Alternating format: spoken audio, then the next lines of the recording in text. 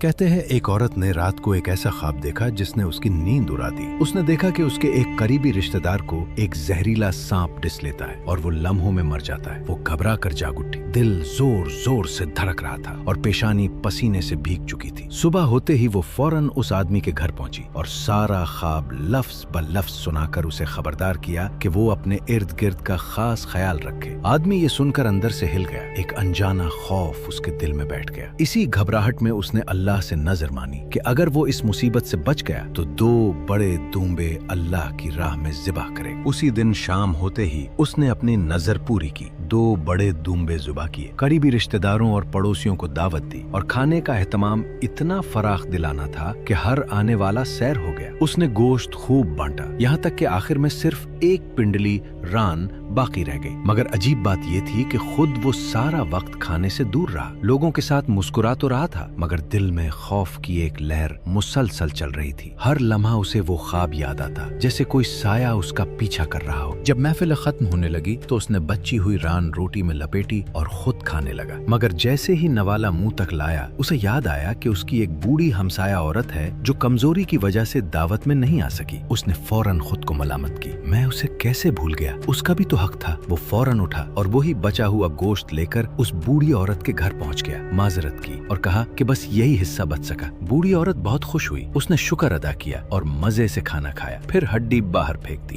رات گہری ہوئی تو گوشت کی خوشبو سے ایک سانپ وہاں آ نکلا۔ وہ رینگتا ہوا اس ہڈی تک پہنچا اور اس پر لگے ہوئے گوشت کے ریشے کھانے لگا، مگر اچانک ہڈی اس کے منہ میں اس طرح پھنس گئی کہ وہ نہ اسے نگل سکا اور نہ باہر نکال سکا۔ وہ ترکنے لگا، کبھی زمین پر سر مارتا، کبھی پیچھے ہٹتا، مگر ہڈی اس کے حلق میں اٹک چکی تھی۔ اسی طلب میں وہ رینگتا ہوا اس آدمی کے گھر کے دروازے تک آ پہنچا۔ فجر کے قریب اس کے بچوں نے باہر عجیب سی آوازیں سنی، جیسے کوئی چیز زمین سے ٹکرا رہی ہو۔ انہوں نے باپ کو بتایا۔ جب وہ باہر نکلا تو یہ منظر دیکھ کر دنگ رہ گیا۔ وہی سانپ ہڈی میں الجھا ہوا بے بس پڑا تھا۔ اس نے فوراً اسے مار ڈالا اور اللہ کا شکر ادا کیا کہ اسے ایک بڑے خطرے سے بچا لیا گیا۔ اس لمحے اسے احساس ہوا کہ جو نیکی اس نے کی، جو کھانا اس نے اللہ کے نام پر بانٹا، وہی اس کی حفاظت کا سبب بن گئی۔ یہ واقعہ برسوں تک لوگوں کی زبان پر رہا اور ایک مثال بن گیا کہ زیادہ کھانا کھلانا مصیبتوں کو دور کرتا ہے۔ صدقہ، خاص طور پر کھانا کھلانا، انسان کے لیے ڈھال بن جاتا ہے، اور جیسا کہ نبی کریم صلی اللہ علیہ وسلم نے فرمایا کہ جنت میں ایسے بلند درجے ہیں جو ان لوگوں کے لیے ہیں جو دوسروں کو کھانا کھلاتے ہیں، سلام کو عام کرتے ہیں اور راتوں کو عبادت میں گزارتے ہیں۔ اس لیے یاد رکھو، کبھی کسی کو کھانا کھلانے کا موقع ملے تو اسے ضائع نہ کرو، کیونکہ بعض اوقات ایک چھوٹا سا نیکی کا عمل انسان کو بڑی مصیبت سے بچا لیتا ہے۔